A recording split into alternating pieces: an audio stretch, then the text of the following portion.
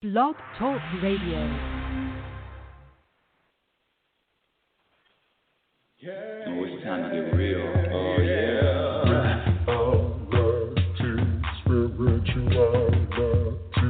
It's the new experience. Reality Spirituality. Yeah, keep your ears open for this one now. Reality Spirituality. You got a question for RLN?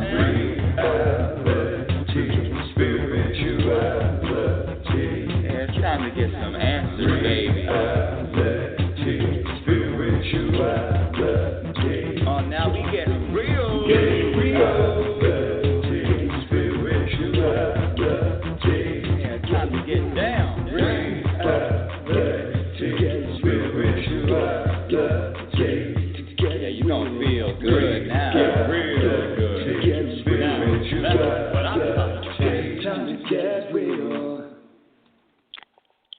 Welcome, everyone. Welcome to Reality Spirituality. She's excited. She's excited today. This is your host, Rebecca L. Norrington, the world's only happiness specialist. Thank you for being here with me. I really, really love all the new listeners that are finding me. Who knows how they're finding me? But Reality Spirituality has been a show that, I think it's almost 10 years. Yes. And I remember starting, and I remember I couldn't put together 5 minutes, and now I can talk for an hour all by myself. The call-in number is area code 646-564-9619. Again, the call-in number is area code 646-564-9619. And what is Reality Spirituality? Where it's a show. It is a show that I share with my listeners, as many as are listening, how to experience more happiness on this journey we call life. How to experience more happiness. And usually when I ask people, hey, everyone's interested. Yeah, I want to be happier. Of course I want to be happier. Everybody raises their hand. But when you get down to how it happens, and what to practice, then sometimes those hands just kind of slink down. No, thank you. That's too much work. One of the behaviors that will add to your happiness. Let me stop. Let me just go back a little bit. The definition of happiness is, my definition of happiness is, to be at peace, to feel content, to move through this life with your shoulders down, regardless of what happens. Regardless of what happens and regardless of what doesn't happen. Happiness is to be able to be at peace regardless of what happens to you and regardless of what doesn't happen. In other words, the ability to be at peace. All throughout life's ups and downs, all throughout life's bumps and baseball bats and roadblocks and whatever you want to say, but you're still at peace. So your emotions are not in control of that deep-rooted peace. That's what I'm talking about when I define happiness. And so happiness is the same as being at peace. And what I didn't discover, because I've been looking for happiness forever, happiness is a practice skill. And like any other skill, from the athletes, now we're doing the basketball playoffs, from the athletes to the musicians, to the actors, to the plumbers, to the gardeners, to the chefs, to the painters, it is a practice skill. And so what you practice will determine what you practice determines how much happiness you experience. I hope that makes sense. And the more you commit to the practice, and it is a daily, moment-by-moment practice, the better results, just like any other skill. So the question that I ask my listeners, that I ask my audience is, are you ready to prioritize happiness over everything else in your life? And that question can only be answered by you. And the first part of the practice is gradually eliminating all the behaviors that have been proven to subtract from happiness. And the second part of the practice is cultivating, adding behaviors that have been proven and established to add to happiness. It's really very simple. The practice takes consciousness, takes self-awareness. It takes the individual out of the, there's two voices, there's two entities. That talk, that self-talk that never, ever goes away. That critical voice, that voice that says you're not doing enough, you're not accomplishing enough. You are, whatever that critical voice says, there is a practice that you are witnessing that voice as opposed to identifying with it. And it all comes back to the programming that we all received at birth. This week has been really active. I usually don't do too much, but as soon as I'm inspired, the week has been very active, and I've contacted a lot of different people from all over the world, 2 separate countries. That sounds really cool, all over the world, 2 separate countries that I've had meetings with, and there has been a running theme with each person that I talk to, not only during the meetings, but there's been a running theme with people that I have personal contact with. And that running theme this week is being selfish, and how the judgment of someone that is selfish. But I'm going to get into that in a minute because I jump all over the place. I get so excited to start the show. I feel like I'm shot out of a cannon. And I wanted to sing to you this morning. I don't think I've ever sung to my audience, but here goes. Hold on. Sometimes I do this before my classes, my exercise classes. Hold on a second. Indulge me, please. Good morning to you, good morning to you. We're all in our places with sunshiny faces, and this is the way we start our Sunday, or whatever day this is for you while you're listening. Thank you. Woo! I've been wanting to do that for a while. So there you go. Back to the show. I've said this before, but I want to, since I get so many new listeners, I want to come back to this. There was a nurse that did a study. She was a hospice nurse, and she wrote an article about the 5 most common regrets of the dying.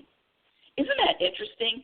So she's a nurse to these patients, these hospice patients, and they're going to be dead within weeks, if not months. And so she was a hospice nurse for years, and so she wrote down the 5 most common regrets of the dying. And I'm just going to read them to you because, not read them, but mention them to you because what is the most important? What does matter to somebody that is dying? Have you ever thought about that? Okay, so one of the 5 most regrets, and they're not in any kind of order. One of them says, "I wish I pursued my dreams and aspirations, and not the life others expected of me." The other regret of these patients of hers that were dying, "I wish I didn't work so hard." Number 3, "I wish I had the courage to express my feelings and speak my mind." Number 4, "I wish I had stayed in touch with my friends." And number 5 that's listed, and again, they're not in any kind of order, I'm just listing them for you. I wish I let myself be happier. I don't know about you people, but this happiness, I put it as number one. I mean, you have what? You have titles, you travel, your accomplishments, and there is a lack of happiness, there is a lack of peace. Really, what does that feel like? What is that? And so that's why my destiny and my purpose, is to find out really what is it? How could I be happier? I mean, I was on the same roller coaster you were on, up and down with emotions. Something would happen and I'd be miserable. Something bad would happen and I would be miserable, and something good would happen and I would be happy. So was there a way to be at peace throughout all of life's challenges? Whew. I say yes. And again, it is a practice.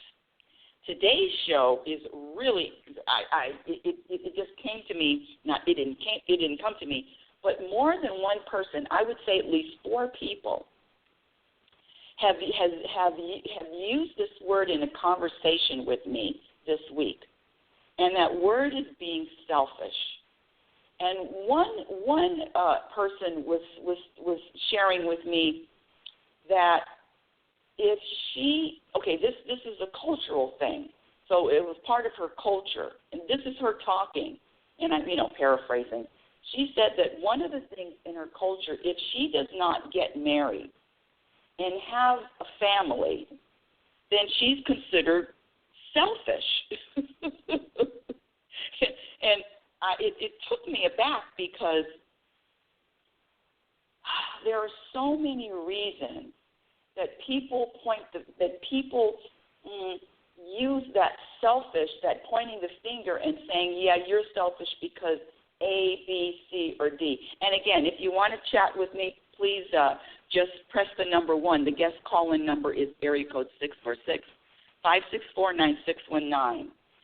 And so she was telling me that, because this is the topic. She said that she's in her late 20s, and she says she wasn't interested in getting married or having a family, but her culture, specifically her parents, specifically her mom, expects her to get married, and if she doesn't get married, not only get married but have children, and if she doesn't, she will be considered, she's heard that is a selfish way to be.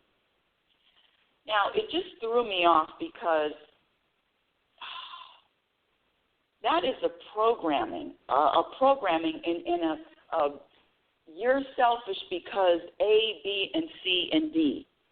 Now, why would someone call someone else selfish?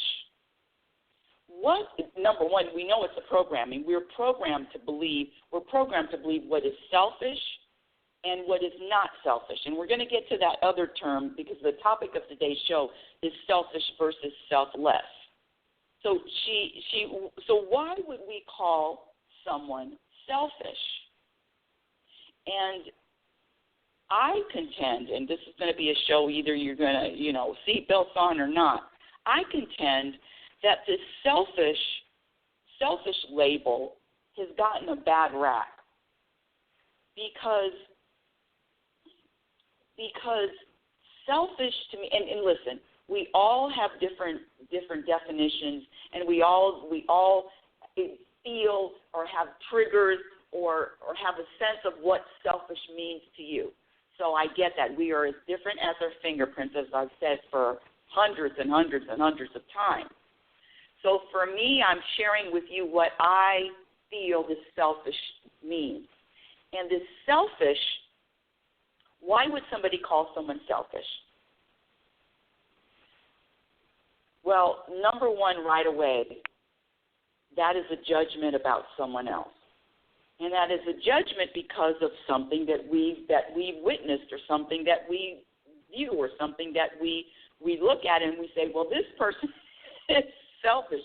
And I've even heard that, oh, geez, here we go, with this mask thing, with this global pandemic. Well, people that don't wear masks are selfish. I've even heard that. The label of selfish is runs so deep, whether you are pointing your finger at someone or you are putting that label on yourself. And when I say selfish has gotten a bad rap, I really mean that, because my perspective is, if I am not selfish, and for me, selfish is also means taking care of self. Selfish means, for me, taking care of self. And what does that look like? What does that feel like? Well, it looks like and feels like something different for different people. Now, but the question comes, are you taking care of self? And that's a question only you can answer. Are you taking care of self? And I contend that if you are not taking care of self first, how can you help? How can you serve? How can you bring anything? Scratch that last thing. How can you bring anything? But how can you give to others? And also, taking care of self is an example to others. When I say an example, I mean an example of I'm taking care of self. It is an embracing. You're putting your arms around yourself. You know, at the end of the show, I say, be your best friend. It is putting your arms around self. It is taking care of, it is nurturing self. It is feeding self. This selfish is getting a bad rap. And listen, this young girl, when I was chatting with her, she does not, at least right now, let's say this, has no interest in either getting married or even having children. At this moment. Now, we don't know what's going to happen in 5 years, but in this moment, but the problem is but her issue was not being able to express that without feeling bad, and not in that program of now you're selfish. And it is a program. Now, let me say something about these people that call other people selfish. Ooh-wee. If you, and this is my take on it, if you label someone selfish and you let them know, that they're selfish, I contend that there is an element to trying to control them, because you want them to be different. If you label someone selfish, and selfish has a negative spin on it. Now, if you're telling them selfish and say, hey, that's a good thing, then this argument goes right out the window. But if you're labeling someone selfish and there is a negative connotation and there is a negative vibe to it, I contend that there is something that you want that person to do. And when you want somebody else to do something, and you're asking someone else to do something, you're trying to control them. You want something from them. You want them to change.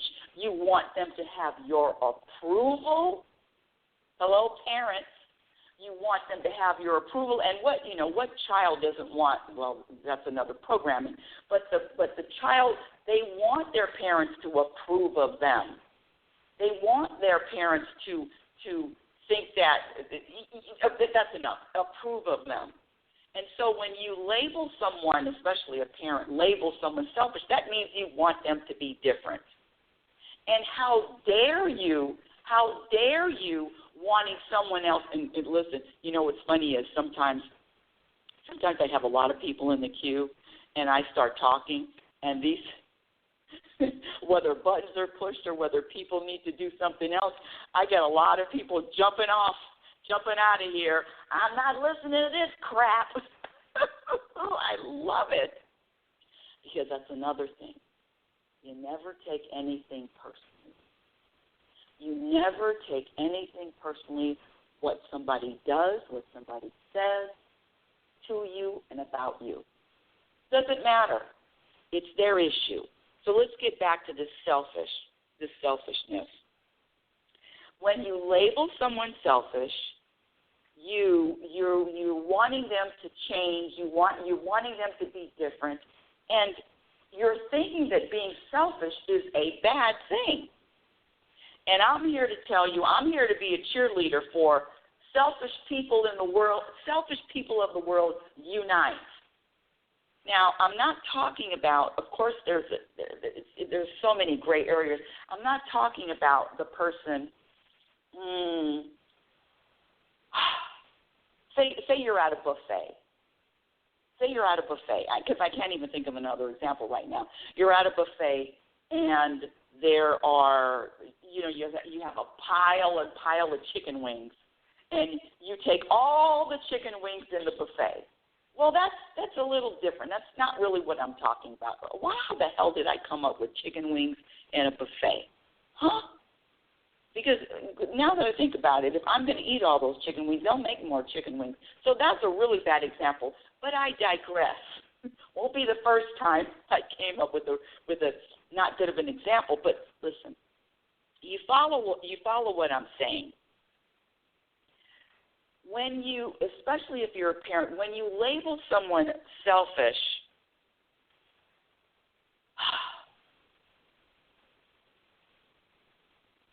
number one, it's a judgment, and number two, it's a negative. It's an insult if it's used in that if it's used in a negative way.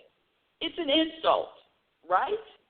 Somebody labeling me selfish or labeling me lazy or labeling me, which both of them I'm very proud of, labeling me, let's just use those two. The intent is to insult. The intent isn't to inspire and accept and uplift and embrace. The intent is to insult. The intent is to make someone feel bad. And with selfish, when you label someone selfish, especially if you're a parent, when you label your children selfish, then it is a perfect way of, what do they call it? It's a guilt thing. Making them feel guilty because now you're selfish. Now you're selfish. I don't want you to be selfish because I need something from you. You follow what I'm saying? I hope you're following what I'm saying. So with that selfish, let's look at the flip side. Selfish versus selfless. Now, let's see, because I looked up the definition of selfless before I started the show. Do I still have that definition? Hold on a second, audience. Definition of selfless. Definition of selfless. Concerned more with the needs and wishes of others than with one's own. Here we go. That's one definition. Is selfless a bad thing? Although helping others can benefit our health, happiness, and relationships, being too caring can sometimes have downsides. Now, the selfless, that word selfless, the word is the description. Less of self. Selfless. And I contend that these people who are selfless, and listen, I'm talking the extreme. I'm talking the I can't say no. I'm talking the you before me. And because the show is the truth about happiness, I'm talking about what's going to bring more happiness to the individual. Being selfish or being selfless. The people and this is a general statement, the people that are selfless, that are doing and doing and doing and doing and doing for others, I also call them PPs, people pleasers, those people pleasers. And wearing that badge, wearing that label, wearing that people pleasing, all of the people pleasers that I know, and all the ones that even, I'm a people pleaser, all of the people, I'm sorry, people pleasers, if you're listening. Sorry, not sorry. People pleasers, those people, yeah. Woo, yeah, I know. It's reality, spirituality, so I just have to spit it out. Because my heart, I really don't. I want to say this with as much softness as possible, but it's really not my style. The people pleasers, and especially if it's a program that you can't turn it on or off, if that is really, I'm a people pleaser, that's part of your identity, are the most angry, resentful, feel not appreciated. When I say angry, it is, and it's really, at first it's a blaming other people because you're always giving, doing for them, doing, I'm people pleaser.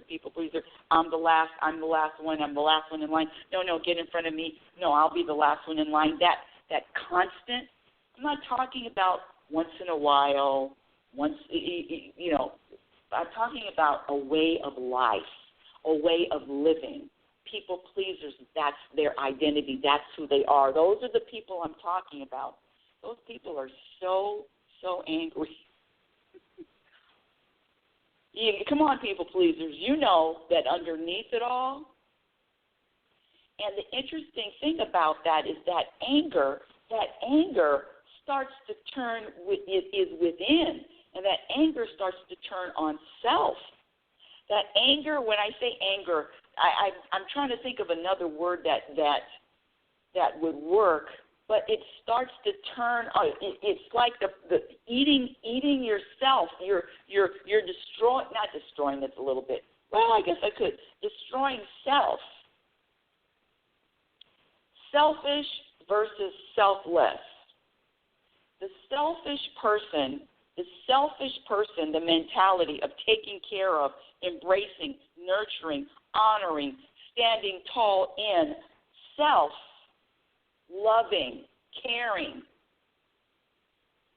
is by far going to bring more happiness and more peace to someone's life than the selfless, to the point of, yes, you first.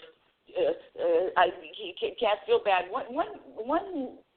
One lady this week, this is a totally separate lady, she told me, she says, I was raised like that, to do for others before myself. I was raised that way. And when I observe her in class, it absolutely, I was raised to take care of others. I was raised to think of myself last. The programming and the world promotes, I know I'm generalizing, but I see this programming of being selfless is good and selfish is bad, and I'm here to say that is not true. And I wish I would have gotten to that point a little bit earlier in the show, but selfish is bad, selfless is good. And I'm here to turn it over and say the opposite is true, especially if it is a practice. Especially if it is becoming the selfless. Now listen. Nurturing self, taking care of self, loving, accepting, embracing self first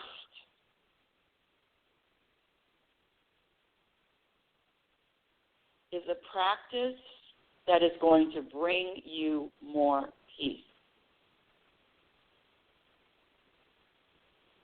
And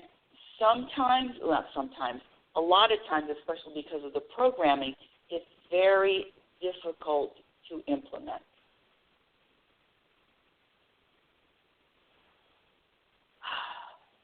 I'm pausing only because I want to give an example of my own selfishness. And when I say being selfish,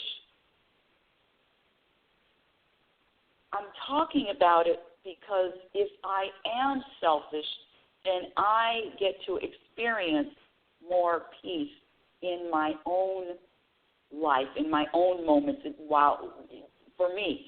Now, when I experience more peace, that is what I am giving as a gift, scratch the gift part. I am giving to others and to the world more peace.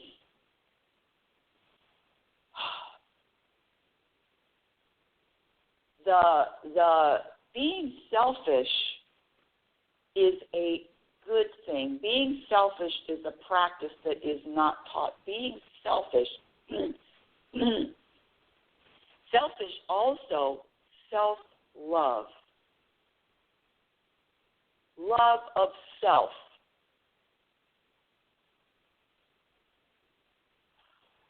The selflessness, selfless, loving self-less, others more. And again, this is a general statement here, because I know that there are times,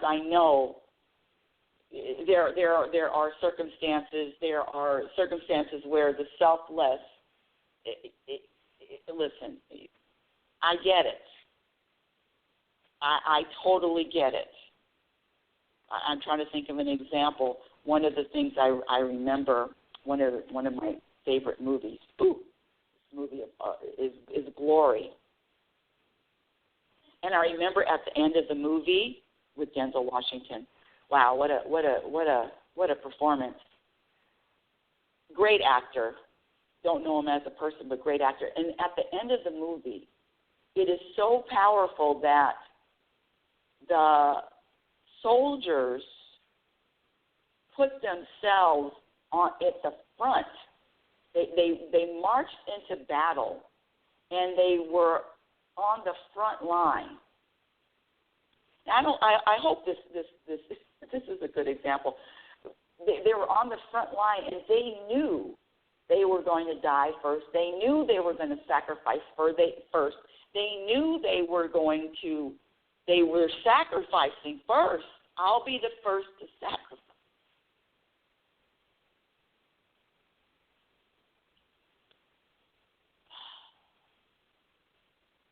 It's a very moving scene. Getting all choked up thinking about it right now. And that's not what I'm talking about. I'm not talking about, okay, now we're in battle and listen, let these people die first. I'm going to be in the back of the line. And you know what? Let me scratch that too. Because if you want to be in the back of the line, if you want to be in the back of the group, if you want to be in the back of the troop, you do that too. You do what's best for you. I'm not going to be mad at you. I'm not going to be judging you. And see, that's the point. That's the point.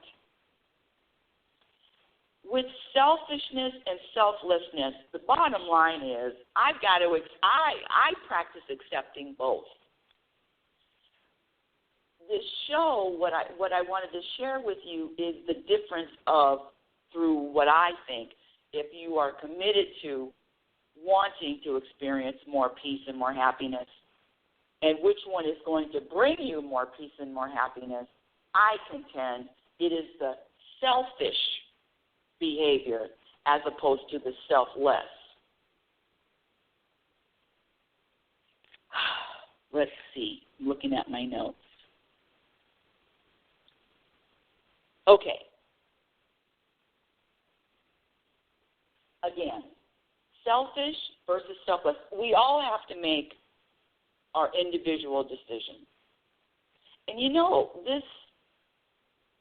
so these selfless people, do they get awards? Yes, sometimes they're recognized awards. Mother Teresa, yes, sacrificed her life for their work, yes. I totally get it. I'm talking about the individual, day-by-day grind of this thing we call life. That's what I'm talking about here. And what adds to happiness and what subtracts from happiness, again, the practice is to eliminate the behaviors that subtract, and I contend that not taking care of, even when you're on an airplane, they give you the instructions, and they say if you're traveling with a child, put on your mask first.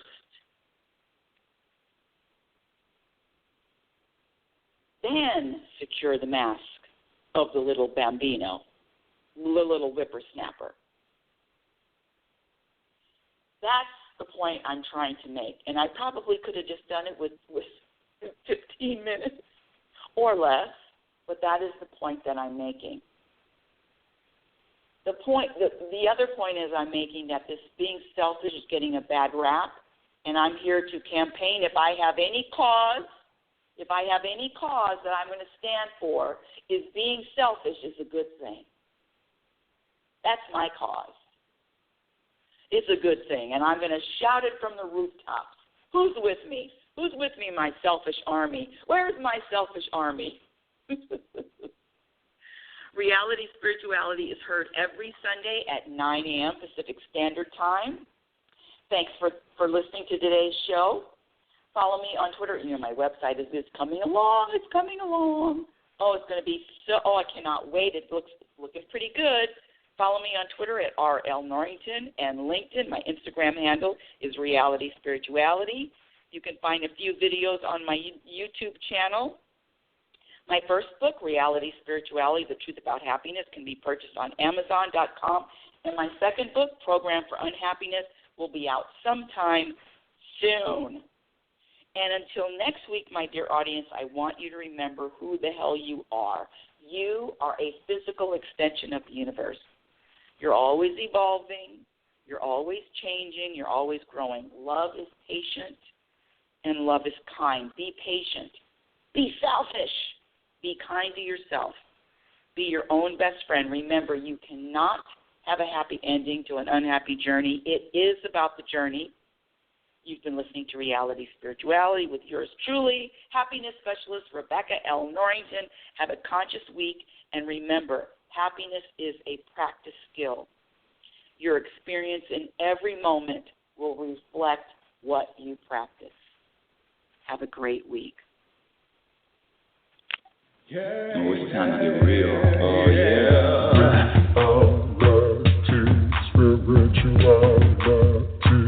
It's a new experience. Reality Spirituality.